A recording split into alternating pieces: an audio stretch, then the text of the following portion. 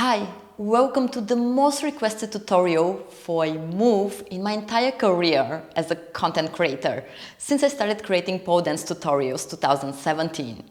I used this move in my very first tutorial for YouTube where I break down an entire pole flow choreo except for the last couple of moves, which were basically freestyle. So I didn't break it down in that video and I received lots of comments. Oh, what's that move at the end? Oh, what's the name? Like, can you please make a tutorial for it? Same happened with some other videos that I posted with this move. So now it's time for a tutorial. Until today, I haven't found out the name of this move. I'm just calling it the 360 Twisty Twist, which probably isn't the best name, like who's gonna search for the Twisty Twist? So if you know the actual name or have better suggestions for a name, please let me know in the comments. Also, I'm not the original creator. I've definitely seen Marlo Fisking doing it, also Roxy Seaman, but I'm not sure who came up with it first. I just love using it because of the wow effect and I really like perfecting it. The good thing about the Twisty Twist is that it's much more accessible than you might think. I would even say that it's suitable for all pole levels, even for beginners if you have the required mobility. Strength-wise, you don't need much strength, but you do need a good hand grip and back engagement because you're pulling down on the pole with one arm and at least for a moment you're holding some of your body weight on that arm. And then with the other hand, you're pushing down into the floor like in a plank, which is easier than the pulling. I would say just give it a try. Strength might not be the problem. Flexibility-wise, yes. Most importantly, you need overhead flexibility. Open chest and shoulders so that you're able to lift your arm at least 90 degrees above your head and ideally further back without opening the chest. Pinotting your pecs and doing overhead arm lift drills can really help with that. You also need thoracic and generally spinal mobility that allows you to twist and open your torso to the side. You also need somewhat open hips so you can ideally do this wow thing pose, which is basically a full body twist and bend. Lower back flexibility can be helpful, but it's not required. But even if you're not that flexible yet, there are some flexibility hacks that I'll show you in this video. I've also prepared 3 great exercises with different progressions that will make the final move doable, and I have 3 tips for maximum smoothness and effect. I recommend warming up before we start. Warm up your chest and shoulders with some arm circles, your upper back, your hips, and your spine with some side bends and side twists. That wow thing pose is a great preparation too. Warmed up? Let's dive in. The first exercise is on the wall. Stand one arm's length away from a wall, turn your hand wrist up, fingers down, and slide it slightly higher than 90 degrees. It's okay if your palm doesn't touch the wall. Cross the same leg like your hand and start reaching with your toes to the back. Imagine someone pulling your leg back until your lower body is twisted to the maximum. Then allow upper body to follow and dive under your arm. Bend your arm and legs to make it easier. Try the other side. Cross, twist, bend arm and legs and dive under. Progression 2, same movement with your hand at 90 degrees angle horizontal in front of you. This is slightly harder. Bend your arm and allow your head to come closer to the wall without losing balance. Try to keep your palm as long as possible on the wall and push at the end, on both sides. And finally, the hardest progression. Place your hand lower than 90 degrees. Start the same way. Cross and twist the lower body. You have to bend the legs to go under your arm. The more you bend your legs, the less you need to use your lower back. Try to keep your palm on the wall and find ways to make it easier for your shoulder and your back. The next exercise is on the pole. You learn to separate twisting the lower body from the upper body. Start behind the pole with your legs wide apart. Lean forward, Feel the pole on your waist.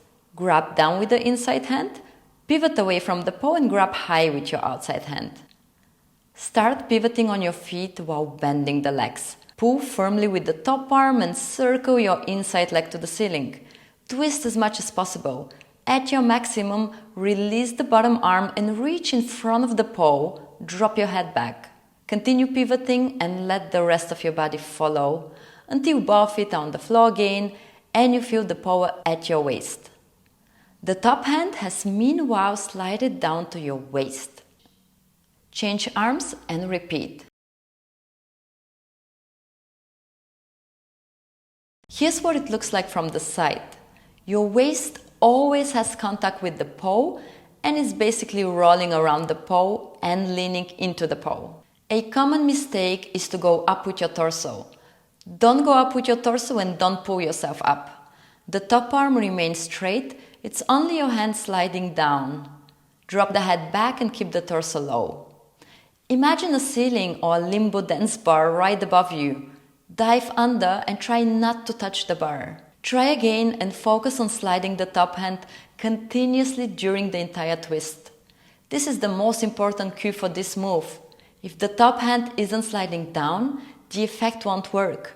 Loop it a few times and focus on a smooth and continuous sliding of your hand and pivoting of the foot. Now you're ready to try the actual move. We start in a really deep squatted position, hips super low, legs super bent. I know, best working position, but stay focused here.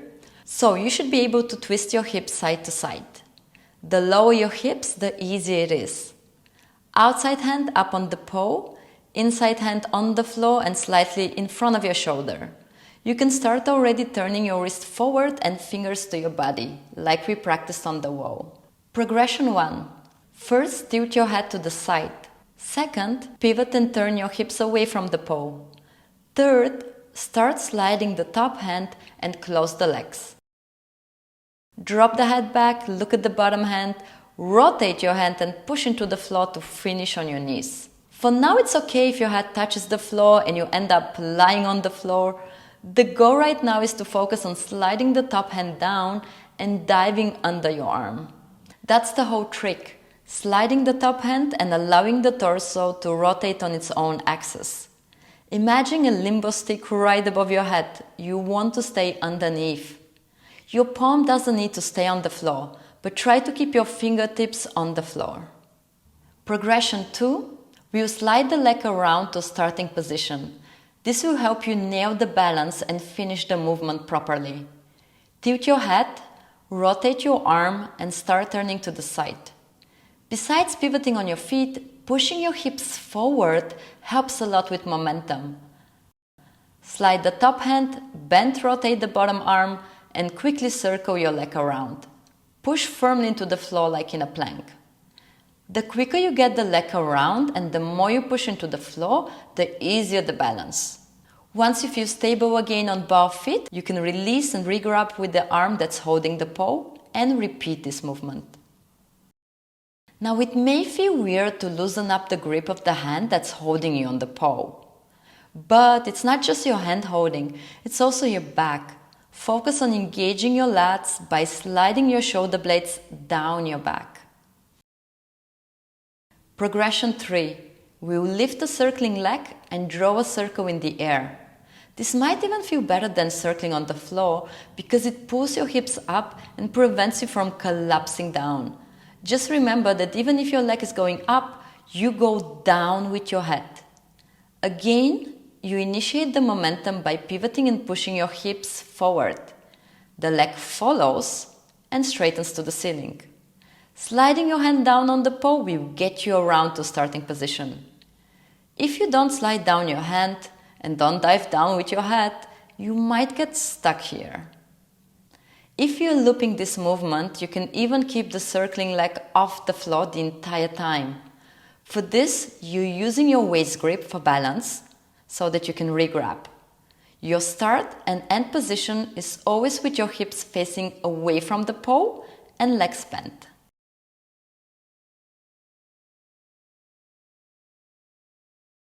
Now my 3 tips for maximum flow and effect. First, slide the top hand smoothly and continuously, and rotate the bottom hand smoothly and continuously. There are many things happening simultaneously in this move, but in my opinion, the hands make the biggest difference. Second, twist your lower body, your hips and your legs as much as possible first before the rest of your body follows. This will create the illusion of a creepy dislocated movement or of a bendy, snaky creature. Third, gaze and focal point. So important. Keep looking at the camera or the audience in front of you all the time while your body is twisting. This will make everything look even more twisty, dislocated, or even creepy. I hope that you're going to have fun learning and perfecting the twisty twist. You'll find this move and many more pole dance moves in my pole curriculum. The pole curriculum is a complete list of all pole moves divided by levels. To get free access to it, go to thepoledancer.com/curriculum. You'll find videos with variations, progressions, and combos for each move, as well as some tutorials. You can check if there are gaps in your pole progress. You can get ideas for your next training or for your next pole routine if you're creating one. You can always come back to it to check if you're on the right track. Get it on thepoledancer.com/curriculum.